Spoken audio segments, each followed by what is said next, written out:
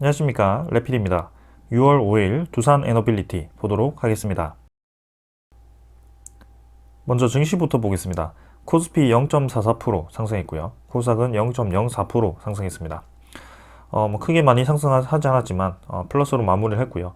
장 초반보다는 장 후반으로 갈수록 증시가 밀리면서 진행이 좀 되었습니다. 여전히 계속해서 해외 증시, 우리나라 증시는 변동성이 크고요. 지금 금요일 장이 또 이제 미국 증시가 좋지 않게 마무리를 했습니다.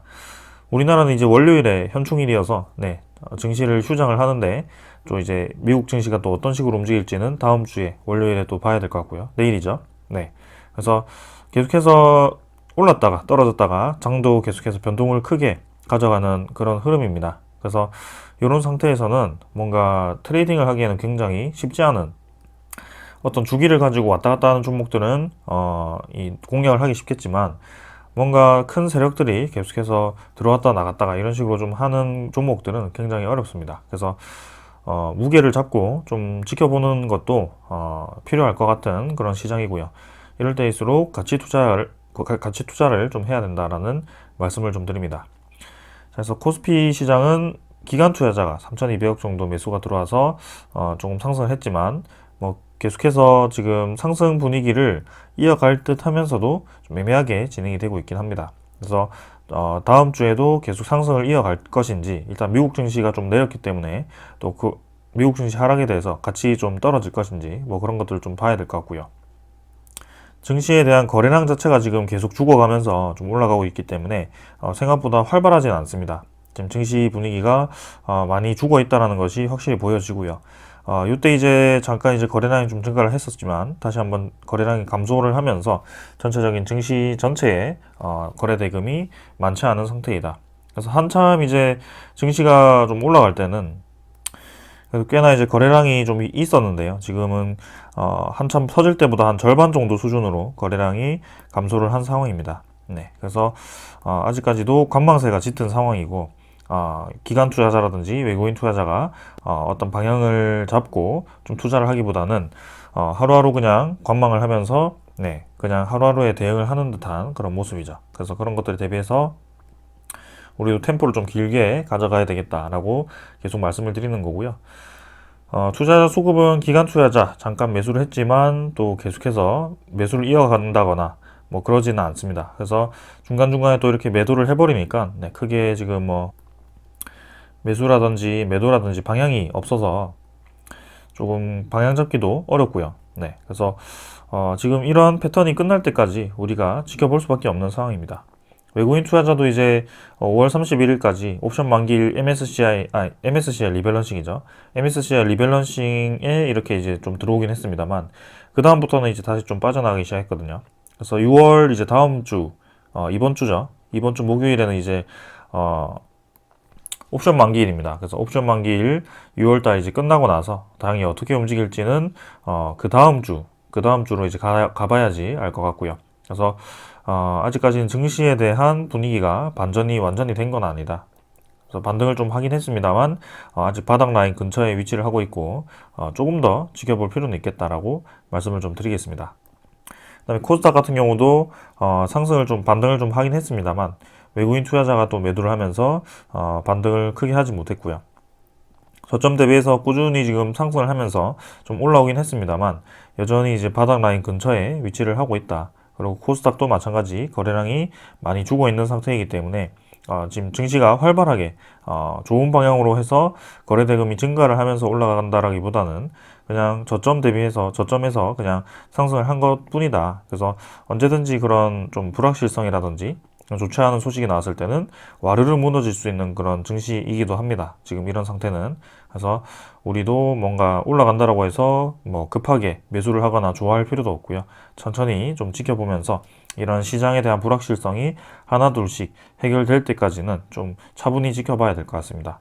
첫 번째는 이제 러시아 우크라이나 전쟁에 의한 이제 식량 공급이 이제 차질이 생기고 그다음에 원유라든지 천연가스 공급도 차질이 생기기 시작했습니다. 그래서 거기에 대해서 지금 물가라든지 그런 곡물에 대한 가격이 계속해서 급등을 하고 있는 상황이고 이제 인플레이션이 이제 어떤 영향을 미칠지 원래는 이제 인플레이션에 대한 인자는 코로나로 인해서 돈을 많이 풀어놔서 그 돈에 이제 가치가 떨어지다 보니까 물가가 전체적으로 좀 올라가는 그림이 있었는데, 지금은 이제 이것 때문에 이제 금리 인상을 빅스텝으로 진행을 하는 것이죠. 그래서 돈의 가치를 빨리 높여서 물가를 잡겠다라는 것인데, 그거 이외에도 지금 전쟁으로 인해서 지금 공급이 원활하지 못하다 보니까 이렇게 돈의 가치도 올라가지만 특정 물가에 대해서 또 올라가는, 그러니까 이제 물가가 계속 올라가고 이 돈을 빨아들이니까 경기에 대한 둔화 부담감도 있고요. 경기 침체도 있고요. 그래서 스태그플레이션, S의 공포라고 하죠. 경기도 죽어버리고 물가도 올라가는, 정말 이제 장기 경제 침체로 빠질 수 있는 그런 상황이 지금 만들어지고 있어가지고 이런 큰 투자자들이 계속해서 경계를 하고 있는 이유 중에 하나입니다. 네, 그래서 우리도 급하게 생각할 필요가 없습니다. 지금은. 그래서 주식이라고 해서 반드시 어느 특정 시기에 사야 된다, 어느 특정 시기에 팔아야 된다, 이런 게 아니고요. 결국에는 이 코스피 라인을, 코스닥이라든지 코스피 라인을 보더라도 결국에는 이렇게 가치가 점점점 높아지는, 그죠? 우리나라 자체가 계속 성장을 하기 때문에 그렇게 계속 성장을 하는 방향으로 가는 것이지, 이런 흐름을 계속해서 막 짧게 얻기 위해서, 그리고 돈을 빨리 벌기 위해서 급하게 접근을 한다면 이렇게 하락하는 장에서는 크게 돈을 잃을 수도 있다라는 것을 계속 말씀을 드립니다. 자, 그래서 오늘도 이 정도로 좀 설명을 드렸고, 환율 자체도 떨어지다가 결국에는 계속 떨어진다라기보다는 어느 정도 라인에서 저점을 받치고, 네, 다시 한번 반등을 하는 모습이고요. 여기서 이제 21선이 좀 꺾이긴 했습니다만 이 21선도 돌파하면서 다시 올라갈 수도 있습니다. 그래서 지금 빅스텝 금리 인상이라든지 그런 인플레이션의 영향으로 지금 환율, 그죠? 이런 불확실성이 올라갔을 때 또 환율이 올라가거든요. 그래서 그런 이유들 때문에 계속 고환율이 유지가 될 가능성이 있고요. 이때까지 보았을 때는 확실히 이 고점 근처에서는 한번 찍고 내려가는 패턴이 좀 있었지만, 지금 앞으로는 어떻게 움직일지 이전과는 좀 다른 패턴이기 때문에 새로운 영향을 주는 인자들이 너무 많아서요. 전염병이 다시 유행할 수도 있고, 그리고 전쟁이 좀 더 심각해질 수도 있고, 네. 그래서 러시아, 중국이 최근에 굉장히 움직임이 심상치 않아가지고, 북한도 그렇고요.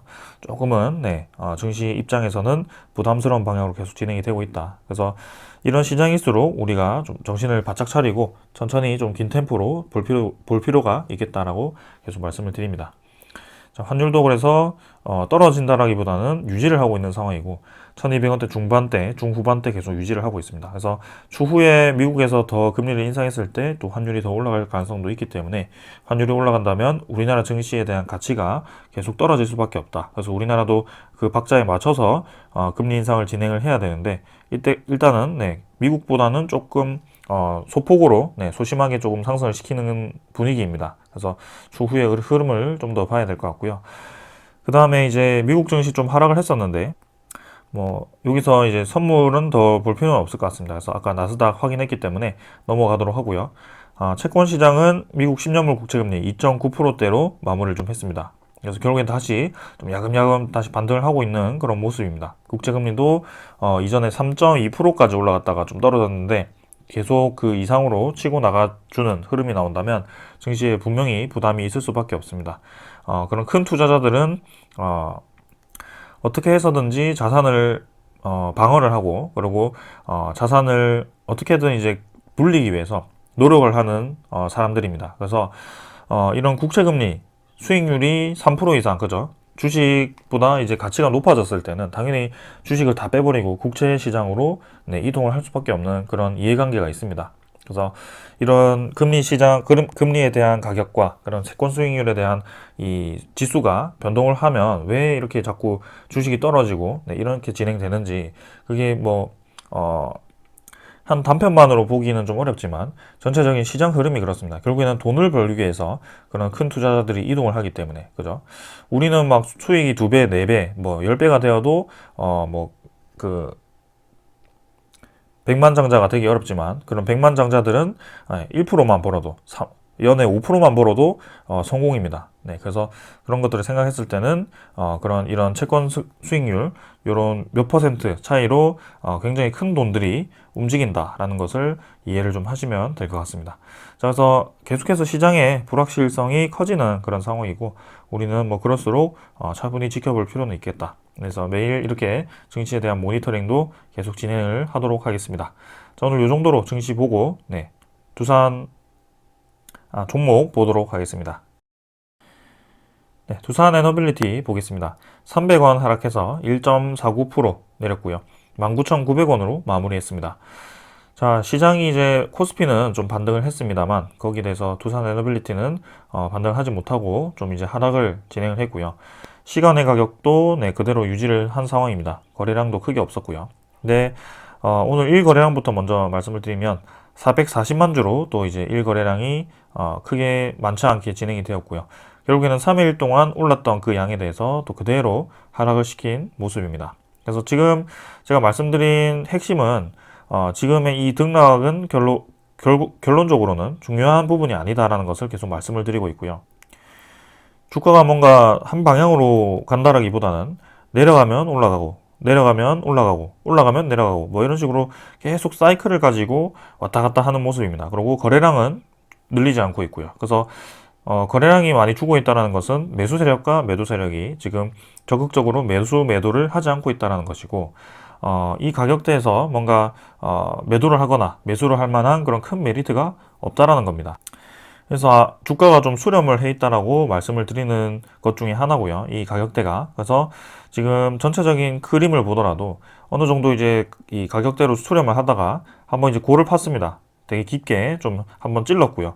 거래량이 증가를 하면서 한 10% 가까이, 10% 이상 좀 하락을 시켰습니다. 근데 그 하락을 시키고 그대로 이제 3일 만에 다시 이제 회복을 시키고 다시 한번 이제 또 상승 추세로 전환을 하는 듯이 이렇게 추세를 그리면서 또 이제 네, 이렇게 어느 정도 주가를 모읍니다. 근데 다시 한번 조금 부정적인 방향으로 진행될 법한 그런 음봉이 오늘 또 나왔고요.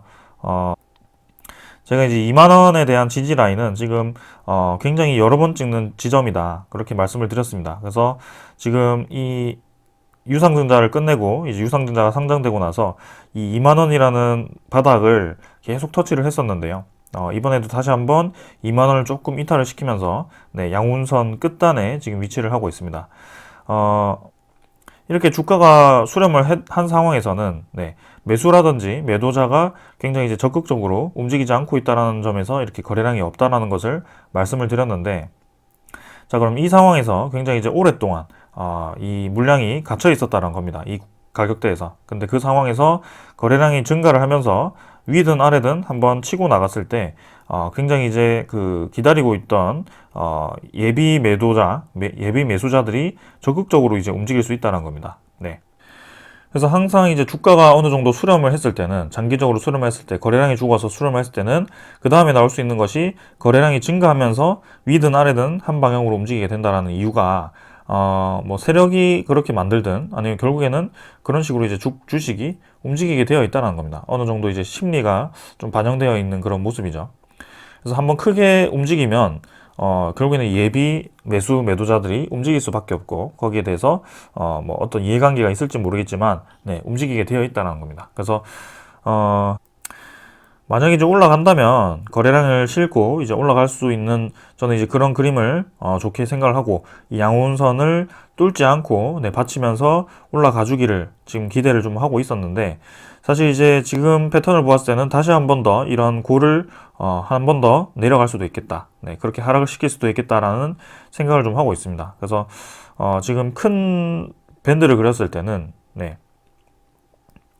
최고점 밴드는 요때 한번 그리고 요때 한번 찍고 나서 한 번도 이제 아직 가지는 못했습니다. 네. 그리고 며칠 전에도 설명을 좀 드렸지만 지금 요 구간에서 굉장히 오랫동안 주가가 갇혀 있는 모습이 나오고 있습니다. 그래서 2만원 선 정도, 2만원 초반, 그리고 19,000원 후반대 정도에서 굉장히 오랫동안 이 두산 에너빌리티가 거래가 되었고요.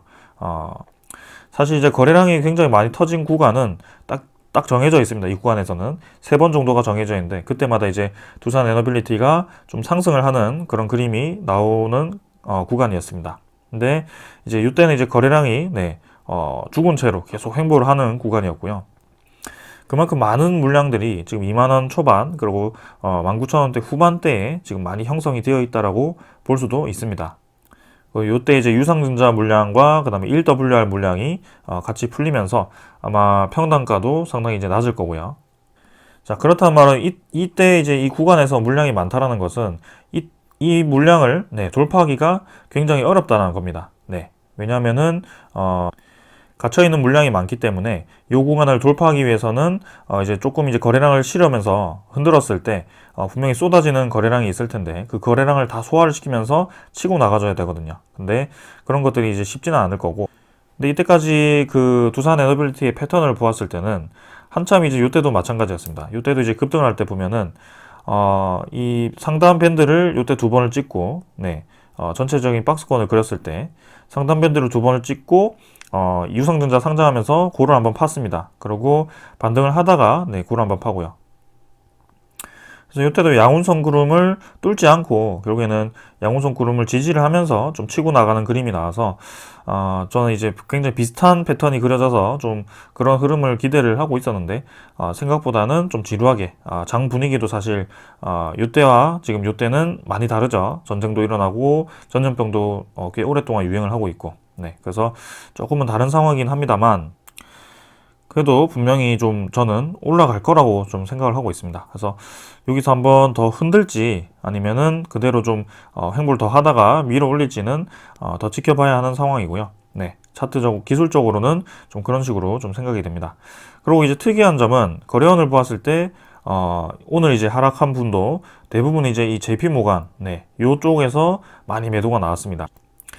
JP모간이 이제 금요일도 그렇고 목요일도 그렇고 이틀 연속 지금 굉장히 크게 매도를 좀 한 상황인데요. 5월 31일에 MSCI 리밸런싱이 진행이 되면서 그때 이제 동시호가에 장 마감 동시호가에 JP모건과 그 다음에 노무라, UBS 이런 증권사들이 매수 상위 포지션에 막 이렇게 교환이 되었습니다. 그죠? 근데 JP모간이 이전에 그 MSCI 리밸런싱 5월 31일 전부터 한참 동안 이제 두산 에너빌리티 호가창에 매일매일 좀 등장을 했던 그런 움직임이었고요. 거기에 대해서 주가를 올릴 때도 있고 내릴 때도 있고, 그리고 항상 움직일 때 보면은 장 초반에 좀 움직이다가 결국엔 장 후반에는 계속해서 횡보를 하는 그림이 그려졌습니다. 그래서 이 JP모건이라는 이 투자증권사가 지금 두산 에너빌리티에 대한 주가를 최근에는 계속 형성을 하고 있고 뭔가 주가를 의도적으로 좀 만들어가고 있다는 생각도 좀 들었습니다. 그래서 이 최근에 이 횡보 구간도 JP모간이 장 초반에 한 30분에서 1시간, 2시간까지도 매매를 하는 부분이 보였는데, 매수를 하면 장 초반에 이제 좀 올라갔다가 여기서 이렇게 횡보를 하는 그림이고, 매도를 한다면 장 초반에 좀 내려갔다가 이렇게 횡보하는 그림이고, 약간 그런 식으로 좀 많이 진행이 되는 것을 제가 봤습니다. 그래서 어떤 의도를 가지고 그런 식으로 좀 진행을 하는지는 정확하게는 알 수 없지만은 확실히 이제 5월 30일에 MSCI 리밸런싱이라는 이벤트가 좀 있었고 거기에 대해서 JP모간은 그 5월 31일에 매도 상위 포지션에 차지를 했습니다. 그리고 그 5월 30일 이후에도 지금 매도 상위 포지션을 차지하면서 두산 에너빌리티 주가를 좀 누르고 있긴 합니다. 근데 매도량에 대비해서는 그렇게 많이 주가가 떨어지는 상황은 아니고요.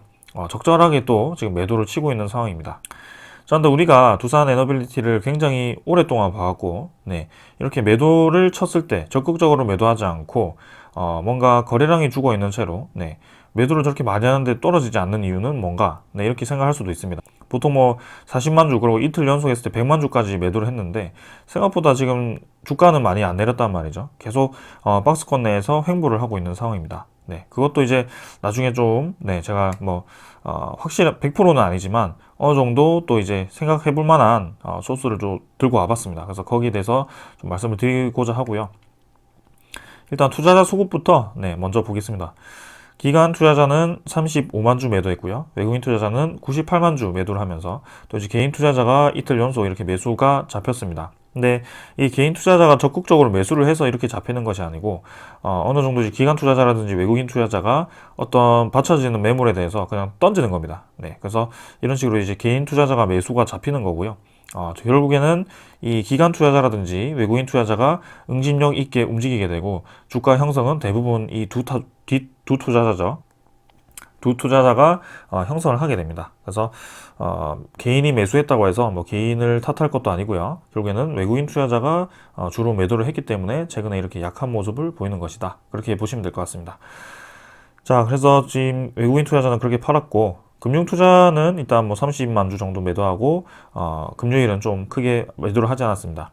근데 이제 투신, 연기금도 지금 다시 매도를 시작했고요. 사모펀드도 좀 매도를 했고요. 그래서 연기금 투자자도 지금 JP 모건 따라서 같이 매도를 이어가는 모습이긴 합니다. 그래서 연기금 투자자라고 해서 연기금 자체가 지금 움직이는 것인지 아니면 연기금 투자자의 그 증권 관련된 그 계좌를 이용해서 이렇게 잡히는 것인지 정확하게 저도 알 수 없습니다. 근데 이 흐름을 좀 더 봐야 될 것 같고요. 사실 이틀 가지고는 제가 뭐라고 말씀드릴 수 없고, 연기금 투자자는 일단은 전체적인 흐름을 보았을 때 올해 자체는 두산 에너빌리티에 대한 매수 매도의 량은 거의 유사했습니다. 그래서 집계를 했을 때 누적 매수 매도를 했을 때는 거의 뭐 0에 가깝게 형성이 되고 있고요. 그래서 크게 우리가 뭔가 신경 쓸 만한 상황은 아닙니다. 네, 그래서 그렇게 되어서 그런지 지금 올해 들어서는 계속 주가는 이렇게 형성이 되고 있고요.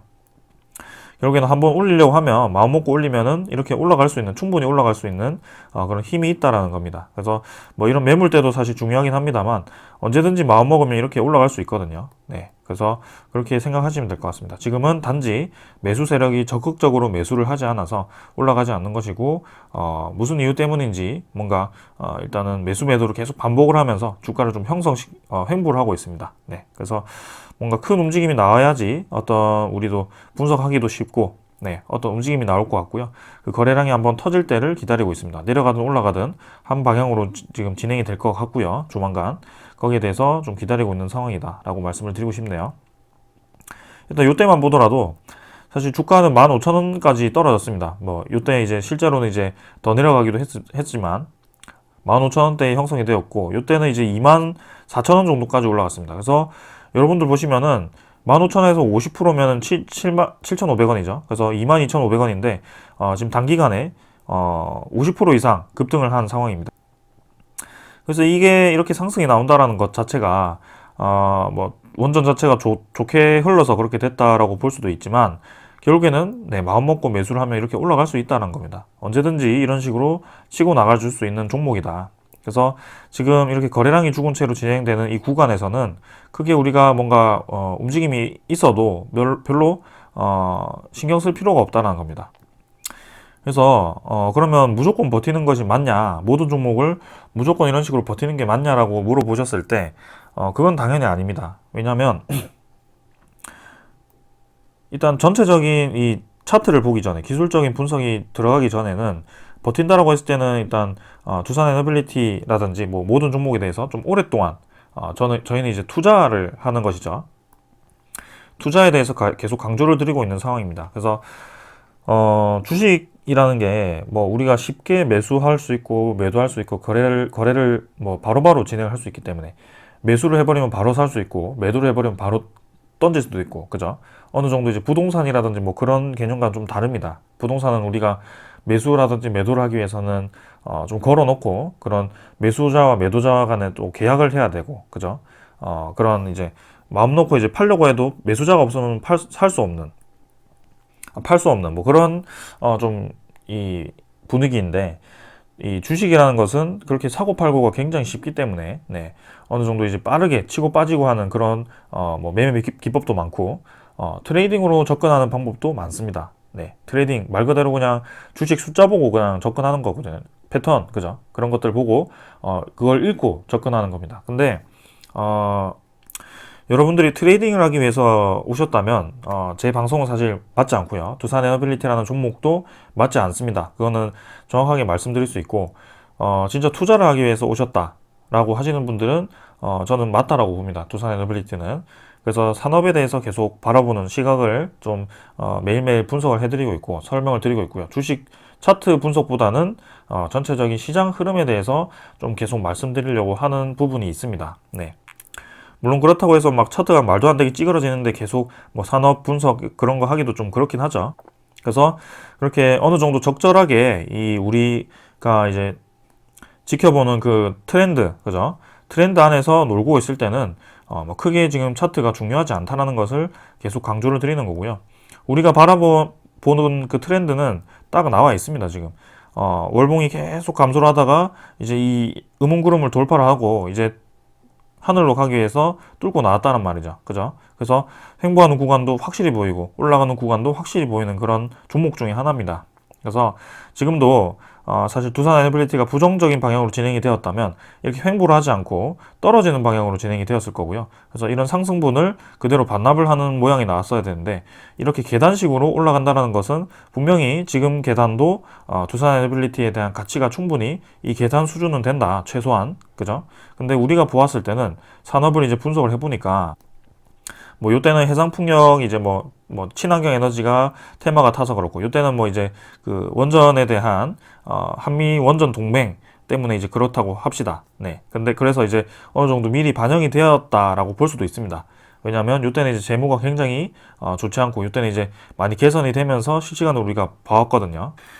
근데 지금 두산 에너빌리티 시가총액이 얼마죠? 12조에서 13조 정도가 됩니다. 네. 근데 사실 이제 우리가 이 시장을 분석해 보았을 때는 일단 우리가 제일 주목하고 있는 SMR 시장 2030년까지인가요? 2035년까지 최소한 그 최대 600조까지 시장이 커질 수도 있다라고 얘기를 하고 있고요. 그중 25% 정도가 뉴스케일 파워를 통해서 두산 에너빌리티 기자재가 들어갈 수 있다라고 평가가 되어 있습니다.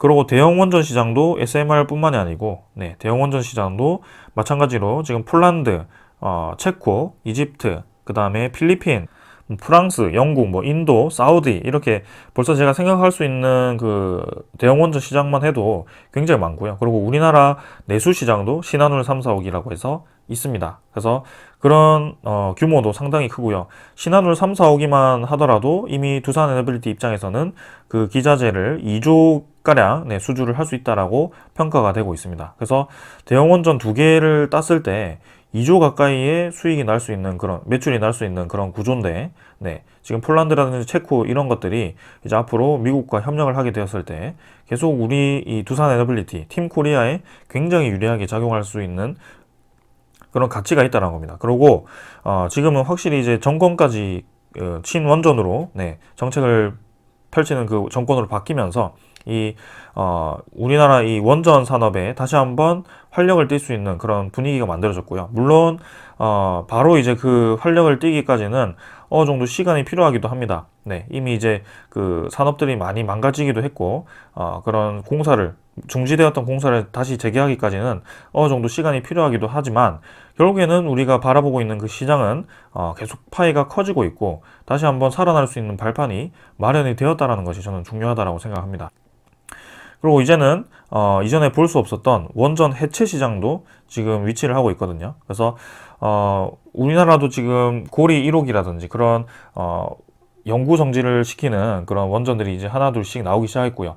앞으로 향후 10년간 그런 수명을 다해서 다시 이제 연장을 할지 아니면은 연구 중지를 할지 결정을 해야 되는 원전들이 향후 10년 동안 10개입니다. 네, 그래서 그 10개에 대해서 분명히 이제 정지를 시켜버린다면 앞으로 이제 원전을 해체해야 되는 상황이 생길 거고요. 거기에 대해서 핵 폐기물을 어떻게 처리할 것인지 그런 것들도 굉장히 이제 노하우가 많은 기업들이 기술을 투입을 해서 필요할 겁니다.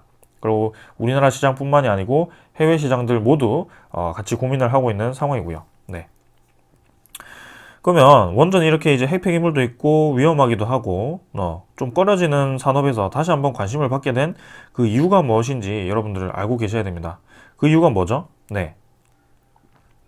이 원전으로 돌아간 그 분위기가 필연적이라는 것이 저는 핵심이라고 생각합니다. 네. 이게 우연이 아니고 어떤 정권에 의해서 그냥 추진이 된 것이 아니고 인간들 전체가, 그죠? 각국 전체가 동의를 했다는 겁니다. 암묵적으로 지금 동의를 하고 지금 이거 아니면은 지구 자체가 망가질 수도 있겠다라는 평가를 내렸기 때문입니다. 왜냐하면 계속해서 이제 석탄 발전이라든지 그런 것들을 사용을 함으로써 온실가스가 이제 급격하게 나면서 지금 이제 올해도 우리나라 막 가뭄이 너무 심해가지고 지구온난화에 대한 영향, 그리고 산불이 대형 산불이 계속 나죠. 땅이 마르다 보니까 불이 이제 그게 나더라도 대형으로 계속 번지는 이유가 땅이 말라서 그렇습니다. 네. 그래서 그런 식으로 계속 이제 좀 지구온난화에 대해서 체감을 하고 있는 상황인데, 그럼 빠르게 지금 하루라도 빨리 석탄을 다 줄여버리고 친환경 에너지로, 그죠? 친환경 에너지로 가야 되는데, 이 친환경 에너지에 대한 한계가 분명히 있었다란 말이죠.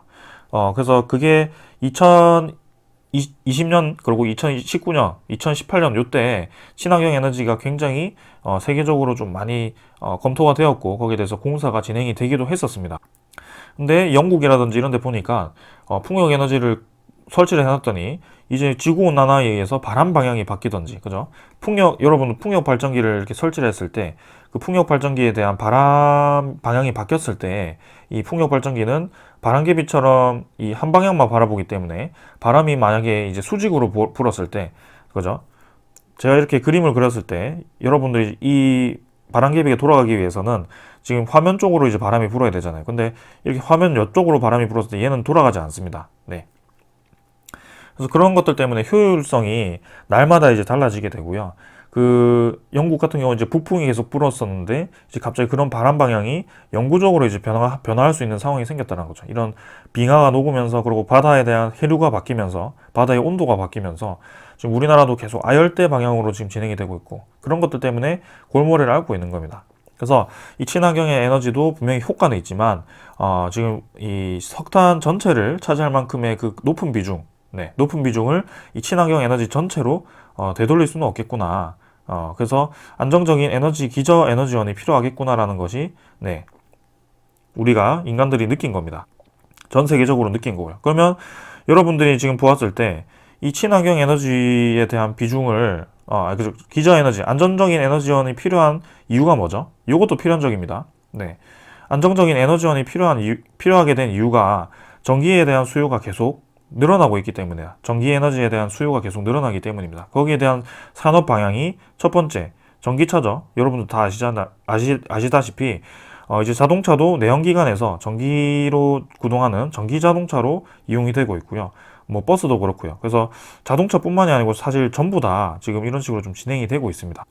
그리고 앞으로 이제 반도체라든지 그런 서버라든지 전체적인 그런 디램, 뭐 메모리 아니면 뭐 이런 것들 계속 반도체에 대한 수요가 늘어난 것이, 반도체가 결국에는 전기를 흘러서 작동하는 거기 때문에 그 전체가 이제 전부 다 뭐 데이터를 정리하거나 이런 것들 전체가 다 전기 에너지에 대한 수요가 높아지기 때문입니다. 그래서 전기 에너지에 대한 이 전체 글로벌 에너지 수요가 높아지는데, 이 기존에 대한 석탄 에너지를 만약에 친환경 에너지로 다 바꾸더라도 사실 더 많은 에너지가 사실 필요하게 되는 상황이죠. 그래서 그 많은 에너지를 감당하기 위해서는 이렇게 불안정한 에너지원은 무리수다. 그래서 거기에 때문에 이렇게 안정적인 기저 에너지원을 찾게 된 것이고, 그 안정적인 기저 에너지원이 나오면서 그죠?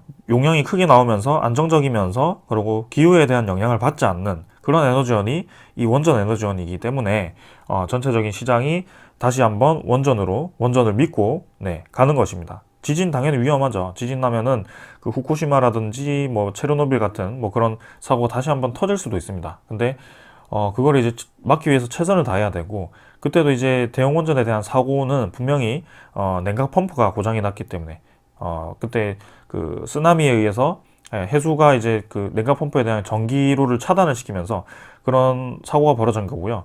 우리나라에 대한 모델들은 그런 사고를 대비해서 전력이 끊기더라도 약 30일 동안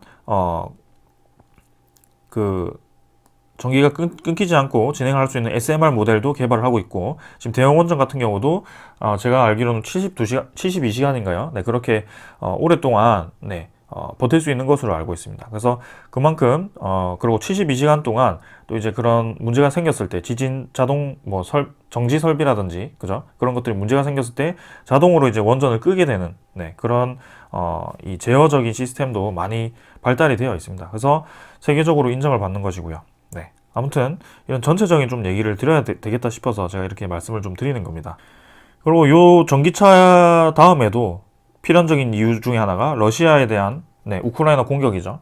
그래서 러시아가 이제 자꾸 석유, 뭐 석탄, 뭐 천연가스인가요? 그런 걸 무기화 시키니까 석유라든지 석탄 가격이 급등을 하게 되고 거기에 대해서 석유라든지 석탄을 사용해서 에너지 생산하던 그런 기업들이 아주 큰 적자에 빠져드는 그런 상황이 된 겁니다. 수급도 차질이 생기고요. 그래서 한전이 그렇게 크게 손실을 보게 된 것이고 다시 한번 원전에 눈을 돌리게 된 이유 중에 하나입니다.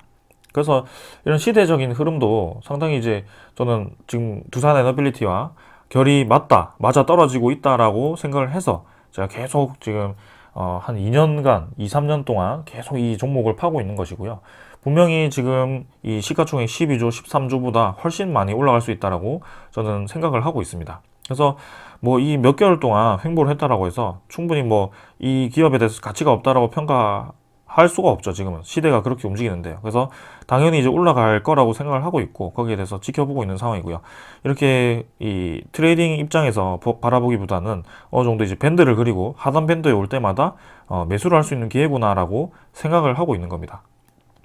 그래서 일반 투자자들은 그런 것들을 이해하기가 어렵고 이렇게 넓은 시야를 가지고 전체적인 그림을 그리기가 좀 어렵기 때문에 아무래도 돈에 집착할 수밖에 없죠. 그래서 돈에 집착을 하지 않기 위해서는 여유 자금으로 투자를 하는 게 맞고요. 거기에 대해서 길게 보면서 투자를 하는 습관을 들이시는 것이 좋을 것 같다라고 말씀을 드립니다. 물론 두산 에너빌리티만이 답은 아니죠. 다른 종목들도 있기 때문에 제가 한 번씩 이제 그런 종목들도 좀 올리긴 하는데요.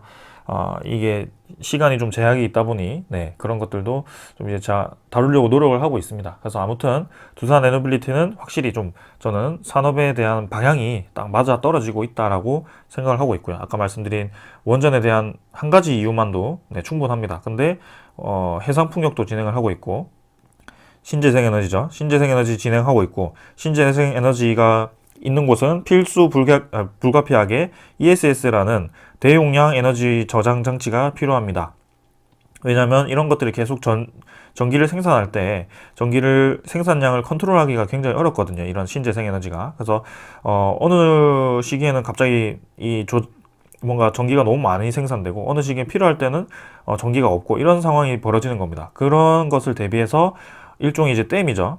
우리가 이제 호수 같은 것을 댐을 만드는 이유가 물줄기는 정해져 있는데 이 물줄기를 가둬놓고 이제 저장해놓고 쓰기 위해서 그죠? 항상 상시 쓸 수 있게 만드는 것입니다. 그래서 그거를 이제 ESS라고 보시면 될 것 같고요. 전기적인 개념에서 대용량 저장 장치입니다. 이거를 두산 에너빌리티가 호주라든지 미국에 납품을 진행을 한 이력이 있고요. 앞으로도 계속 수요가 커질 가능성이 있다 이 말입니다. 그래서 우리나라 내부에서도 뭐 효성이라든지 이런 것들도 이제 ESS를 투자를 하고 있고요.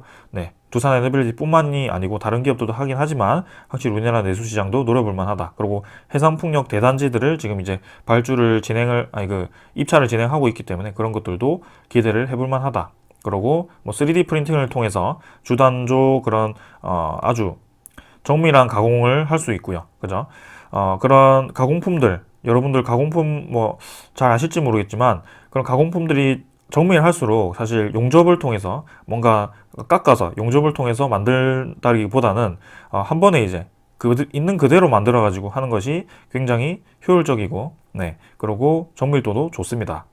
뭔가 깎아버리고 이렇게 막 용접을 해버리면은 좀 틀어지거나 그런 것들이 좀 있기 때문에 한 번에 만드는 것이 중요한데요. 두산 에너빌티에 사용하는 이 3D 프린팅 기술은 어떤 금속 가루를 채워놓고 그걸 레이저를 조사를 해가지고 있는 그대로 모양을 떠내는 겁니다. 그래서 전혀 이제 가공 같은 그런 과정이 들어가지 않는 것이고요. 굉장히 고정밀한 그런 부품들, 파트들을 만들 수 있는 것입니다. 그러고 장점은 똑같이 이제 재현성 있게 이 파트들을 계속 찍어낼 수 있다는 것이고요. 앞으로 이제 SMR 시장이 커질 것에 대비해서 이런 3D 프린팅 기술도 충분히 주목해 볼 만합니다. 그리고 원전 시장뿐만이 아니고 항공 부품도 들어갈 수 있고요. 여러 가지로 진입이 가능합니다. 그리고 우리가 주목할 수 있는 또 하나의 산업 방향 중에 하나는 수소. 두산 에너빌리티가 들어갈 수 있는 방향은 수소에 있습니다. 수소도 상당히 중요하고요. 수소를 생산하고 유통하고 수소를 통해서 수소 연료전지도 생산하고요. 굉장히 많은 방향으로 지금 두산 에너빌리티가 진행을 하고 있습니다. 그래서 뭐 수소 얘기까지 해버리면 너무 이 영상이 길어질 것 같아서 네, 그건 다음에 말씀드리도록 하고요. 아무튼 충분히 제가 무슨 말을 하는지 여러분들은 이해를 하셨을 거라고 생각이 됩니다. 그래서 일단 공매도만 좀 체크를 하고 네, 아까 말씀드리려고 했던 그 정도만 체크하고 오늘은 영상은 마무리하도록 하겠습니다. 너무 길어졌네요. 네. 공매도 잔고가 지금 또 증가를 했죠. 300만 주 정도가 지금 늘어나가지고 5월 31일 기준으로 또 늘어났습니다. 그래서 1,300만 주가 지금 공매도 잔고에 위치를 하고 있는데요. 제가 EWR에 대해서 말씀을 드렸습니다. 이 신주인수권 부사채 EWR이 다시 한번 600만 주 정도가 상장이 되게 되는데 항상 두산에너빌리티 이 세력들은 신주 상장이 될 때마다 뭔가 공매도를 이용해서 좀 그렇게 교환을 하는 경우가 많더라. 그래서 아까도 말씀드린 거래량이 죽은 채로 계속 매도를 많이 하는데 거래량이 죽은 채로 주가가 생각보다 내려가지 않는다. 이때는 뭔가 공매도를 이용해서 공매도 평균 단가를 높게 형성을 해놓고 신주가 상장이 될 때 그 낮은 신주 가격은 결정이 되어 있습니다. 그래서 공매도 평균 단가와 신주 간의 그 차익을 이용하는 그런 투자를 계속 하고 있는 것 같다라고 이전에도 말씀을 드렸고 실제로 이 데이터를 가지고 공매도 잔고를 확인해 보면서 공매도 잔고가 상환이 되는 것을 여러분들도 같이 확인을 했습니다. 네, 그래서 이번에도 좀 그런 식으로 진행이 되고 있다라고 생각을 할 수도 있고요. 아니면은 JP모간이 이제 그동안 매수해왔던 그것을 또 이제 MSCI 리밸런싱 때문에 의도적으로 이제 의무적으로 매수를 했다면 그 매수량에 대해서 의무적으로 매수한 것에 대해서 다시 매도를 하기 위해서 공매도를 이용한 걸 수도 있고요. 아무튼 좀 그런 식으로 진행을 하고 있습니다. 그래서 지금 공매도가 좀 늘어나긴 했습니다만 추후에 그 흐름을 더 봐야 될 것 같고요. 지금 신주 상장과 관련된 것인지 MSCI에 대한 그 의무적인 매수량을 처분하기 위해서 시작된 것인지 일단 더 봐야 될 것 같습니다. 아무튼 네, 지금 주가를 뭔가 끌어내리기 위해서 공매도가 이용되는 것은 아니다. 이때까지 그렇게 경험을 해왔다라고 말씀을 드리겠습니다. 그리고 대차 잔고도 뭐 조금 상환이 되었고요. 최근에 이제 또 이렇게 대차 잔고가 늘어나기 시작했던 것도 아무래도 MSCI 리밸런싱 다음부터 이렇게 되었기 때문에 혹은 이제 신주 상장과 관련된 걸 수도 있고요.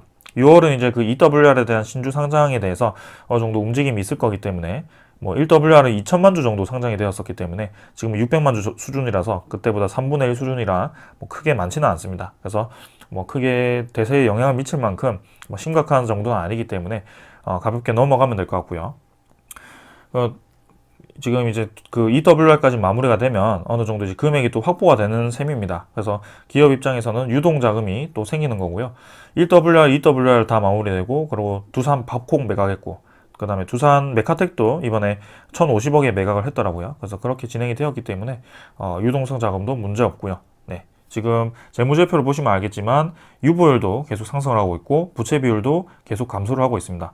단기 차입금 아직 뭐 많은 편이긴 하지만 차입금 의존도가 30%였나요? 그래서 그 정도 될 만큼 지금 네, 부채에서 많이 자유로워진 상황이고요. 그것 때문에 지금 두산 에너빌리티가 지금 새로운 분야에 마음 놓고 투자를 할 수 있는 그런 상황입니다. 그래서 뭐 올해 뭐 다시 한번 추가 유상증자를 한다. 이거는 저는 전혀 말도 안 되는 이야기라고 생각을 하고 있고요. 뭐 웨스팅하우스가 지금 매각이 된다라는 얘기도 제가 본 적이 있는데 만약 그걸 매수를 하기 위해서 돈을 필요로 한다? 뭐 그 정도까지는 생각할 수도 있을 것 같습니다. 근데 그때는 이제 두산 에너빌리티 개별로 매수한다라기보다는 매입한다라기보다는 좀 국가적인 차원에서 움직이지 않을까. 네, 그런 컨소시엄을 구성하지 않을까. 뭐 그런 생각을 좀 하게 되는데 아무튼 네, 그 정도를 예상할 수 있을 것 같아요. 대차 잔고 뭐 이대로 마무리되었고요. 지금 좀 영상이 길어져서 이 정도로 좀 말씀을 드리고 제가 준비한 소식들은 또 다음에 뭐 내일이라든지 다시 한번 말씀을 좀 드리도록 하겠습니다. 그래서 오늘 영상은 이 정도로 좀 설명을 드리고 지금 주가가 좀 뭐 2만 원 아래로 내려갔다고 해서 전혀 부정적으로 생각할 이유는 없다. 뭐 혹여라도 한 번 더 고를 파서 이렇게 요 정도 라인까지 18,000원 후반대까지 오더라도 다시 한번 매수할 수 있는 기회가 되지 않을까 저는 그렇게 생각하고요. 산업의 그런 필연적인 흐름 자체가 계속해서 두산 에너빌리티 포함해서 원전 종목, 뭐 신재생에너지 수소 종목으로 향하고 있다. 거기에 우리가 주목을 해야 된다는 것을 말씀을 좀 드리겠습니다. 자, 오늘 요 정도로 하고 마무리하고요. 네, 네, 마치겠습니다. 감사합니다.